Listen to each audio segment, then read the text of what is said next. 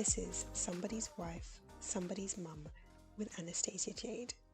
This episode is going to be a little bit different. I want to focus on the pregnant aspect in this episode. And I want to touch on how women are carriers of destinies. I know you may hear that and think, oh, yes. But this is a very serious topic. And I feel we don't talk about how important it is to be selective in the lineage that you're carrying. Women are carriers of destinies, and what I mean by that is children are literally people. They are small people, they are young humans that will one day be something else. When you give birth, you are literally releasing a contribution to the next generation of society. When you have children, you are releasing contributions to the next generation of society. Women are carriers of destinies. When things go wrong in the world, when people commit crimes, when people lose their minds, go into a negative down spiral in life, what's one of the main questions we ask? How was their upbringing? Was their father present? Where were the parents? We study their upbringings, and there's a link between the upbringing of a person and their likelihood to turn to crime. There's a study done by the University of Edinburgh, and it says here that people who have suffered extreme difficulties in childhood are more likely to commit crimes as adults than those who have not.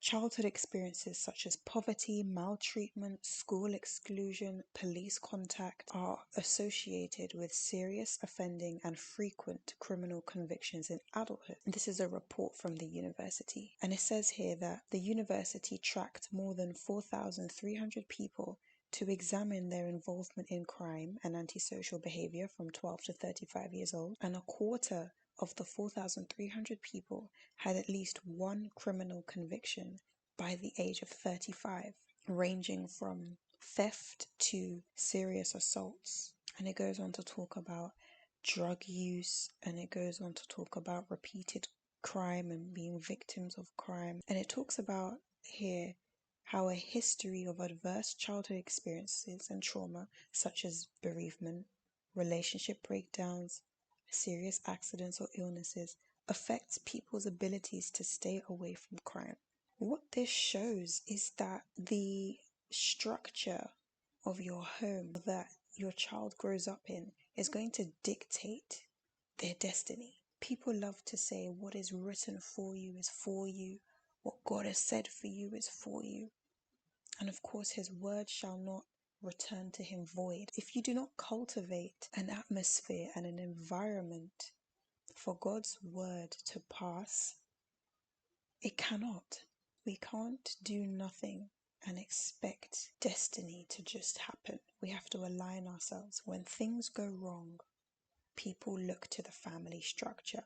People look to the parents. When you are a mother, when you are pregnant, when you are carrying a seed, a contribution to the next generation, you automatically become responsible for the future of that child because you are stewarding their life. Women carry the seeds of men's legacy. Now, I know this is going to be controversial, especially in today's world, but women carry the seeds of men's legacy. What legacy are you contributing to? And by that I mean pick your spouse wisely. I'm a firm believer that children should come from marriage. Obviously, if you're pregnant before marriage, it is what it is. But legacy is important. And that child is a contribution to the male's legacy. If we look at Mary in the Bible, the mother of Jesus, do you know Mary was not in the lineage of Christ or in the lineage of Adam? It was Joseph, her fiance, but she was the chosen vessel. This is in Luke 3 verse 23 to 28 that we see that it's actually Joseph that comes directly from the lineage of Adam. Mary was the vessel for Jesus Christ. She was the vessel for our Savior. You are the vessel for the lineage of your partner, your husband, legacy. Pick your legacy wisely. What legacy are you contributing to? What is the dream? What is the vision? What is the goal of the Father's legacy? What is your man building? What are you contributing to? Pregnancy is a very interesting time in a woman's life. Women sacrifice their lives to carry the legacy of their spouses. I think this is one of those mysteries of God. You know, there are several mysteries in the Bible. I think it's in Genesis that says it's a mystery that when men and women get married, they come together and become one. It's a great mystery. I think the sacrifice that a woman goes through to birth the legacy of her husband is a mystery to me. It's fascinating. I want to touch on what women go through in pregnancy. So I'm going to read a few things from Healthline, which is just a website that does research into the human body and our health. So pregnant women go through loads of hormonal changes. I think is common knowledge. There are two hormones that are really on the rise when a woman is pregnant, which is estrogen and progesterone. Now, just for a disclaimer, I am not a medical professional at all, okay? I have a degree in IT, all right? So do not take anything I say as law. Do your own research and ask a medical professional for anything and everything. But I'm just reading from Healthline here and just speaking under authority as having gone through pregnancy myself. So from here it says that a woman will produce more estrogen during one pregnancy than throughout her entire life. And estrogen improves the formation of blood vessels, it transfers nutrients, and supports the development of the baby. The rapid increase in estrogen in the first trimester is what causes the nausea or might cause some of the nausea. In the second trimester, it plays a major role in developing the milk ducts, which then enlarges the breasts. The progesterone levels are also really high. This can cause a loosening of ligaments and joints throughout the body, and it can cause internal structures to increase in size, such as the uterus. The uterus is connected to the kidney and the bladder. Progesterone transforms the uterus from the size of a small pear when a woman isn't pregnant to a uterus that can then accommodate a full-term baby, which is, I think, the size of a watermelon. With the increase in hormones, it can make exercise more difficult because ligaments are looser, so you're at a greater risk of sprains and strains. That's why pregnant women always have back aches. And it says here that a pregnant woman's entire posture changes. Her breasts are larger, her abdomen goes from concave to convex, increasing the curve in your back. This literally shifts your center of gravity as a woman when you're pregnant. You also go through weight gain, which are to slow down the circulation of blood and bodily fluids. And this also causes you to retain fluids. And this is what can cause women to have swollen limbs. And this water weight is also another limitation on exercise. You go through sensory changes. Your taste and smell can change. Of course, we've mentioned before that your breasts change. They get larger, they get more sensitive. You might have leaking. Your cervix obviously changes. You have change in your hair, skin and nails. Some women's nails get so brittle. Some women's nails get really strong. You get stretch marks. I remember being really happy because I didn't have any stretch marks until I think my second to third trimester. And then I was so disappointed because suddenly stretch marks started to show. And then I was like, okay, no, it's not that many. And then they increased and increased and increased. And I just got over it. And here I am almost a year postpartum and they're fading anyway. And even if they didn't fade, it is what it is, right? I sacrificed my body, my hormones, my energy, my center of gravity. I sacrificed my entire being to birth my beautiful daughter who has changed and transformed my life. And I welcome any battle scars. But there are so many different effects on the body when you're pregnant. Dehydration, body temperature changes, overheating, metabolic rate, your breathing, your oxygen levels, your iron levels. So much can change when you're pregnant. There's so much that us women go through when we're pregnant. This is just pregnancy itself. Some women can have really good pregnancies. Some women can have absolutely traumatic pregnancies. This is before we even go into labor, and I'm going to go into labor in a moment. Pick your spouse well. Is this sacrifice of your body worth it? For any Sam's chicken dude, pick your spouse wisely. You are contributing to the lineage of your spouse. You're contributing to his legacy. You are the vessel for his legacy. It becomes your legacy because you're one and because you're his partner in this. Pick well. Know that this sacrifice is worth it. Now let's go into labor, because labor can be hours, it can be days. People can be in labor on and off for days. And we all know what the labor journey is like. It's long, it's strenuous. And I want to avoid using the word painful, because it doesn't have to be painful. Labor can be pain-free.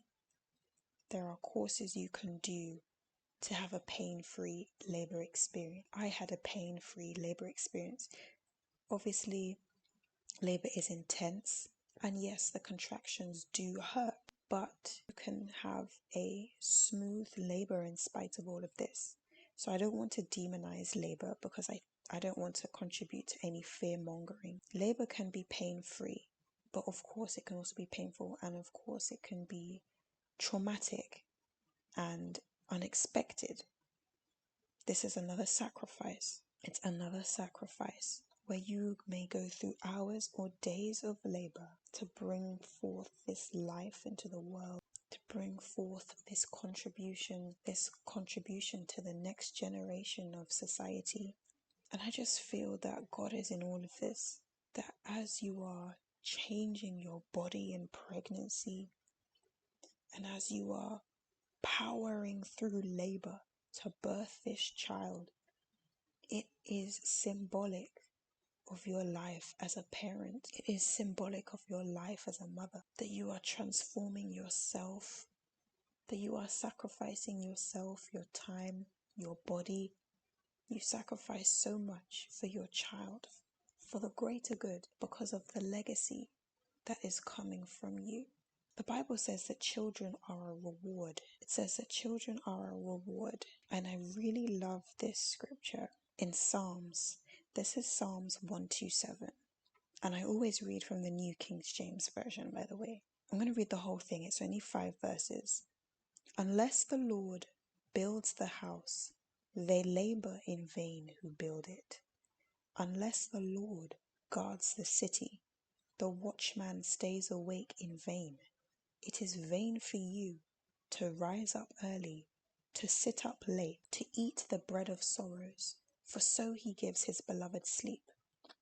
Behold, children are a heritage from the Lord. The fruit of the womb is a reward. Like arrows in the hand of a warrior, so are the children of one's youth. Happy is the man who has his quiver full of them. They shall not be ashamed, but shall speak with their enemies in the gate. There's so much to unpack here. Behold, children are a heritage from the Lord. The fruit of a womb is a reward. It's a reward. Your child is a reward. Like arrows in the hand of a warrior, so are the children of one's youth. Happy is the man who has his quiver full of them. They shall not be ashamed. See here that it says, happy is the man who has his quiver full of them. The children that come from your seed are like arrows in your hand.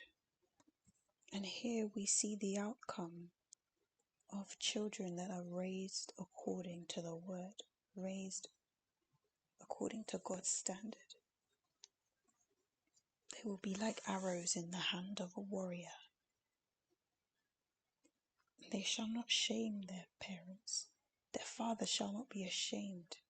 And so I've spoken about the labor that we go through, the pregnancy, the physical changes in pregnancy. Then after that, you have at least, or I think it's at most, 18 months of internal and external healing. Once you give birth, your body needs 18 months to recover. Obviously, some women have their kids back to back and they're completely fine, but it's actually recommended that you give your body 18 months to fully recover from pregnancy and from labor. So again, I'm back on Healthline, and I'm going to give you a really quick summary, and I'm just going to touch on post-vaginal delivery and the mental health status. So obviously you may have vaginal pain, bleeding is normal, and your uterus is contracting. Remember, I spoke about the pain of uterus contractions. You feel those contractions. They are painful. Then there's the mental health side. Your hormone levels, exhaustion, feeling overwhelmed, crying, tired. Next, let's talk about week 6. Uterus back to pre-pregnancy size. Bleeding might stop, it might restart, and most people are cleared for sexual activity and exercise. Mental health side is feeling exhausted and overwhelmed. Deeper feelings of depression, hopelessness, anxiety should be discussed with your medical professional. 6 months later, hair should stop falling out. Yeah, because you definitely experience hair loss postpartum. I remember thinking, I don't think I'm gonna feel any hair loss because I keep my hair short. My friend came to see me maybe 4 or 5 months postpartum, took a picture of me, sent it to me like a month later, and I was like, whoa, my edges are gone. Bear in mind, I get a fade and you can still see that my edges are gone. So postpartum hair loss is real. There's also full bladder control that is restored. Your milk duct might be drying up and your period may come back. I remember when my period came back after giving birth. I think it came back I think it was about 6 months later, and I just was shocked. I wasn't expecting to have a period for like another year, but my period came back 6 months later. I was very sad about it. I was not impressed. Mental health side should be better, but if there's any lingering signs of postpartum depression, you should speak to your doctor. Then we jump to a year, and you might be feeling back to yourself, but your body may still feel different, whether it's weight. For me, I lost weight. It was very strange. And I know a lot of people might see that as a positive thing, but any curves I had, I lost them. Disappeared. Evaporated. Any junk in any trunk I may have had, the trunk vanished. The junk vanished. To top it all off, I then had salmonella maybe like 2 months ago. Couldn't eat for a week. Was still exclusively breastfeeding. Lost even more weight. Literally zero. Like my body has never looked like this in all my life.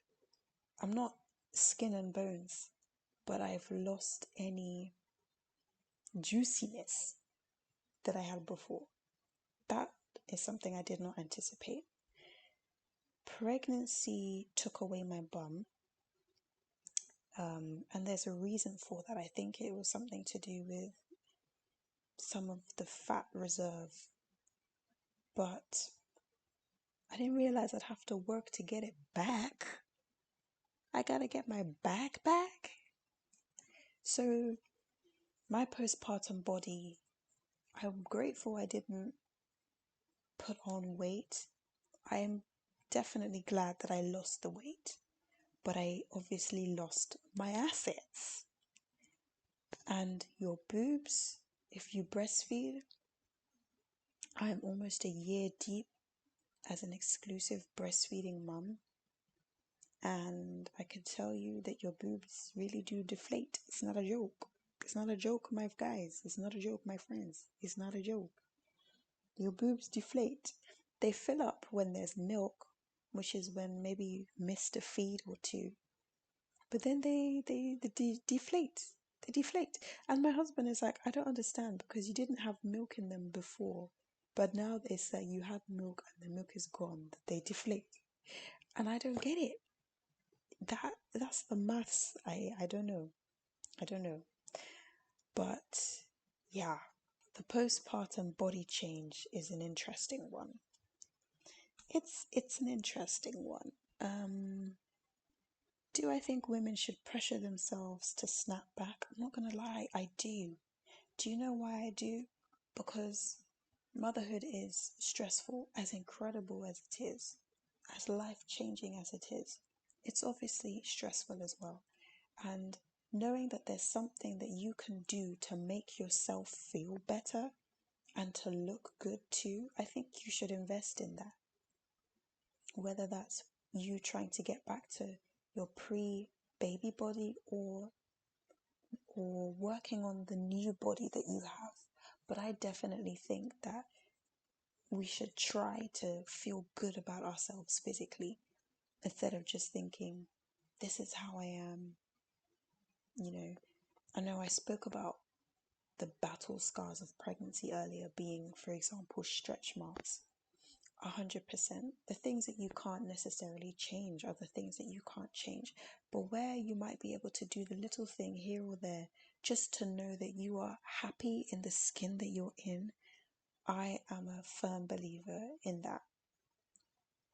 I think sometimes we get a bit complacent and we say things like, this is how I am and blah, blah, blah. But let's look after ourselves. Let's invest in our temples, in our bodies, in these vessels that we are. And let's feel good. Let's feel good.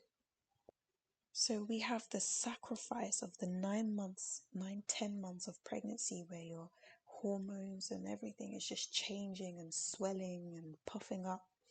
Then you have your hours or days of labor, whether it's a painful labor or not, whether it's a vaginal or C-section, whatever it is. Then you have your 18 months of healing, which might be longer for C-section birth as well.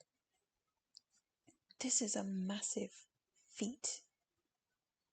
This is so much sacrifice that women's bodies go through to give birth in every stage here.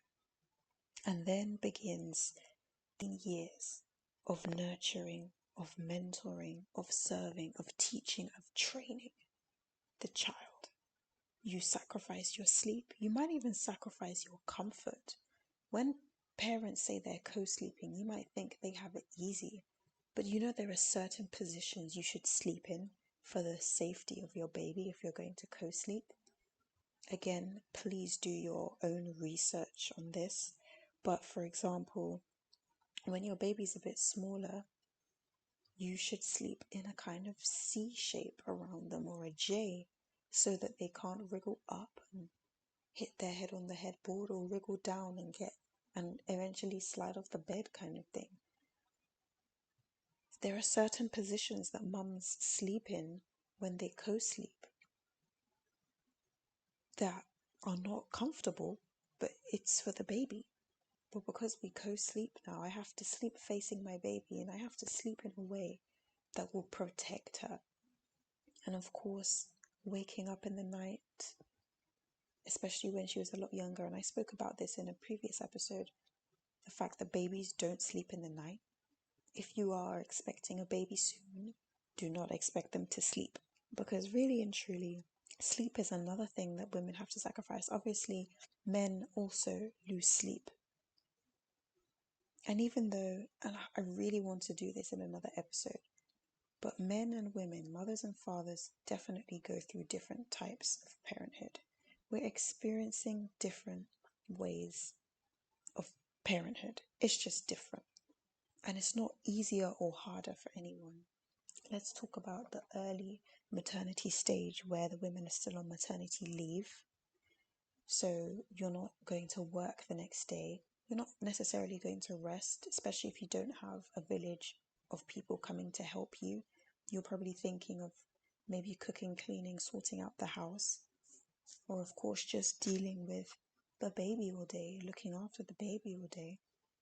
But at least you're at home and you can take a nap if the baby happens to sleep.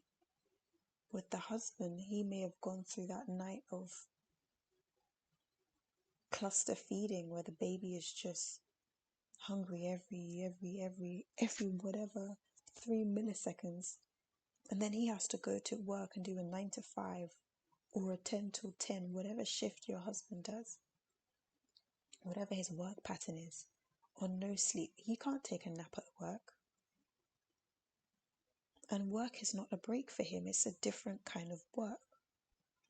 So men and women definitely experience different styles of parenting. Even though you're in the same family, I think it's so different. I don't think it's up for comparison, the majority of it, but there are definitely different aspects to consider for one another. And I'll go into that in another episode. But so after you go through the pregnancy, the labor, you then start the journey of sacrificing your life. And I always say this, and I think I've said this maybe in every episode, that motherhood is sacrifice, but it just is. After this, after you give birth, your life is really not your own, at least when you're pregnant, and at least if this is your first child. You can still do whatever you want, that doesn't harm your body or harm the fetus. You can still travel, you can still go out, stay up late, whatever your body has the strength to do. When that child comes, you have another person to think about. And it's not just another person like a husband. It's another person that can't look after themselves, that can't think for themselves, that can't do things for themselves. You are their everything. And so when you give birth, this is your focus now. And there's your sacrifice. Sometimes you even sacrifice a bit of fun. There have been numerous nights where I've wanted to stay up later or continue watching a series or movie with my husband, but no, this is baby's bedtime, so I need to step away and try to put her down. Because if I sacrifice this moment, however long it takes to get her to sleep, whether it's like 30 minutes to an hour, whatever, to get her to sleep, as long as I sacrifice this moment to get that part right, I can have the rest of the night with my husband. If I'm diligent, if I'm organized, if I'm disciplined, if I'm willing to sacrifice a bit of fun, then I can have a bit of fun later. Becoming a mother has empowered me to actually meal prep, because now that my daughter is at the stage where she should be eating 3 meals a day, I cannot afford to cook 3 meals a day on the fly, and also cook 2 to 3 meals a day for my husband and myself on the fly. I need to be a step ahead, because children are so impatient, especially when it comes to food. And it can't be that every time I need to feed her, I end up having to give her breast milk because I've taken too long to cook food and she's just fussy. And then I have to feed her later, where I'm trying to swap that process around and feed her main food first and give her breast milk as a snack. So I have to meal prep now. I have to sacrifice more of my time in the kitchen, knowing that everything I'm preparing is going to make my life easier during the week. I sacrifice the way I sleep. And you know what? I am glamorizing the sacrifice of motherhood because there is no other way. And sometimes when it's just you and baby at home, you need to do what you need to do. You need to make certain sacrifices and certain choices. Don't get me wrong, I'm not here with a hunchback saying, go on guys, make those sacrifices for your kids. Sometimes it's screen time. Sometimes I have to put on Miss Rachel or Hey Bear for my daughter so that I can get stuff done. Sometimes the sacrifice is thinking, what's my priority here? To go back to that topic of when my husband and I decided to co-sleep instead of try and get her to sleep in her own bed, for me, the strain of trying to get her to sleep in her own bed, knowing she's going to wake up every 2 hours, was too much for me compared to knowing that if I sleep next to her, I can sleep. So I sacrificed my ideal reality of my baby being able to sleep by herself in a cot next to me for both of us getting good sleep. Because if she's waking up every few hours like a newborn, it means she's not resting, she's not sleeping. Therefore, I am also not sleeping and I'm not resting. So for me, the priority is good sleep for me, my baby, my husband. And that for us meant co-sleep. And I think a lot of parents end up making that decision. It seems idealistic to put your baby in their own bed from whatever age. And if your child takes to that from whatever age they do, perfect. But I think sometimes you have to sacrifice your idea of perfect and your idea of what you want to work for what is actually working and for what is actually best for your family. Sometimes sacrifice is that. And to go back to this idea of sacrificing women after giving birth now, where you have your 18 at minimum, and not even minimum, it's forever. I'm 26 and I still ask my mum for advice on things. In fact, I value her more now that I'm a mother myself. And I'm more open to advice and I'm more open to what her ideas are on how things can work. Because I'm here and I'm a testament to her motherhood. And she's a testament to my grandmother's motherhood. We are a testament to the choices our parents made. Whether it's good or bad, whatever taste in your mouth you have about your parents is because of the choices they made. So when you give birth and you come towards the end of your maternity leave, if you were working, you have this choice. Do I return to work? Do I stay at home? Or do I try and work from home? What do I do? For my family, the best choice was for me to resign because we moved far and my job wasn't one that could be done from home. So I left that job and I'm officially working for myself and working from home. So you have that option of, do I return to work? Do I not? And if you choose not to, and if you are a career person, I was not in a career. For me, I was doing admin and that's not my career path. So I was happy to let that go. But if you are in your career path, your dream job, and you choose your family, that's then a sacrifice of your career path, even a sacrifice of passion. Wives, women, mothers, we are building our husband's empire. We are in his family now and in his dynasty. Every gift and every skill you ever developed in your father's house, under your father's authority, is now for your husband's house. The chores you hated to do, all the things you did around the house, everything you ever learnt growing up on how to contribute to a home and how to contribute to a family is now what you are going to contribute to your own family, to your husband, to your children. And if marriage represents Christ and the church, and this is in Ephesians 5 from verse 22, that says, wives, submit to your own husbands as to the Lord, for the husband is the head of the wife, as also Christ is the head of the church, and he is the Savior of the body. Therefore, just as the church is subject to Christ, so let the wives be to their own husbands in everything. And it goes on to say, husbands, love your wives, just as Christ loved the church and gave himself for her, that he might sanctify and cleanse her with the washing of water by the word, that he might present her to himself a glorious church, not having spot or wrinkle or any such thing, but that she should be holy and without blemish. So husbands ought to love their own wives as their own bodies. He who loves his wife loves himself. For no one ever hated his own flesh, but nourishes and cherishes it, just as the Lord does the church. For we are members of his body, of his flesh and of his bones. For this reason, a man shall leave his father and mother and be joined to his wife, and the two shall become one flesh. This is a great mystery, but I speak concerning Christ and the church. So Ephesians 5:22-33 shows us the ideal dynamic of marriage. And if marriage is supposed to represent Christ and the church, where our husbands are supposed to be Christ-like and we are supposed to be the church, we have to think of what that structure looks like. What does church look like? What's church supposed to look like? And this is very evident in the book of Acts.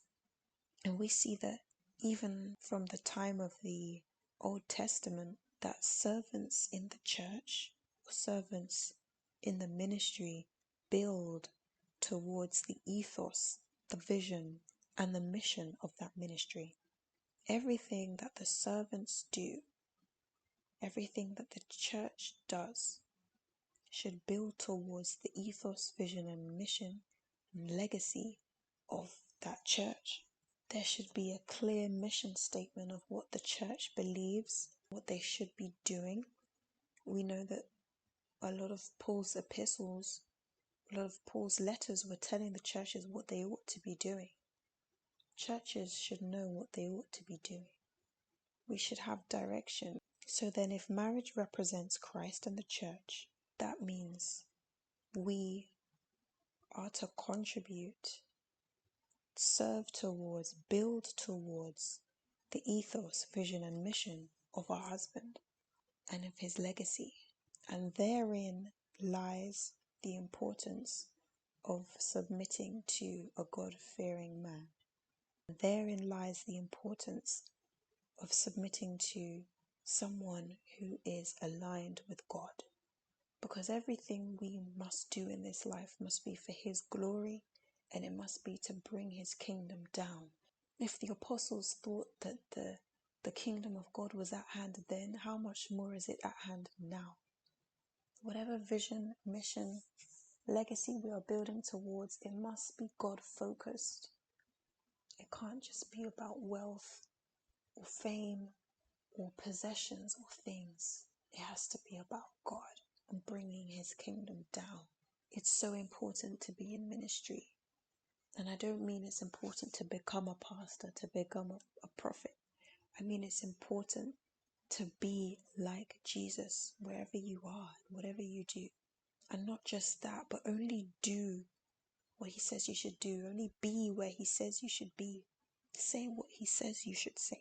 Don't do, say, and be things and expect him to bless it and turn up. So when we look at the dynamic of Christ and the church bride is submitting to Christ and is doing what he says and building towards his ministry. That's the role of a wife. So when you have children, you are birthing contributions to this legacy. You are birthing contributions to his legacy, to his ministry, to his dynasty.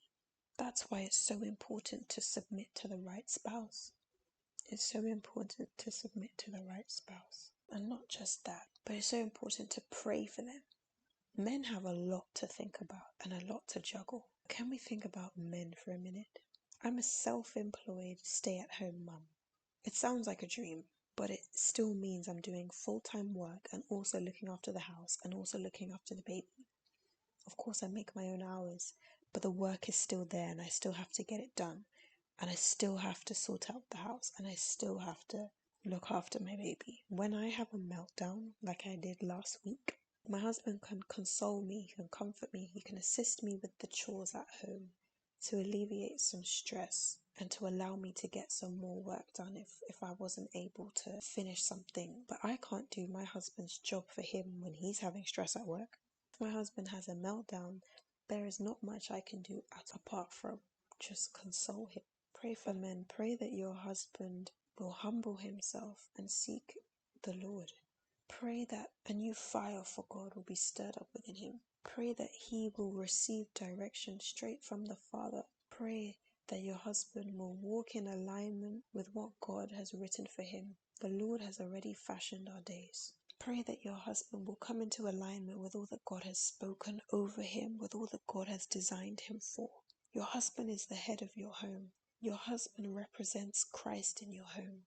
Pray against any temptation that might try to distract him from that calling. Pray against any temptation that might lead him astray. Pray that the Lord will open his eyes to see where he might be chasing money and not chasing Christ.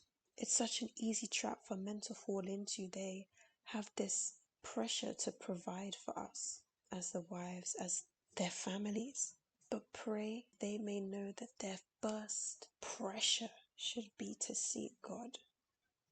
Pray that complacency is washed away and that He will cultivate a fire in your home.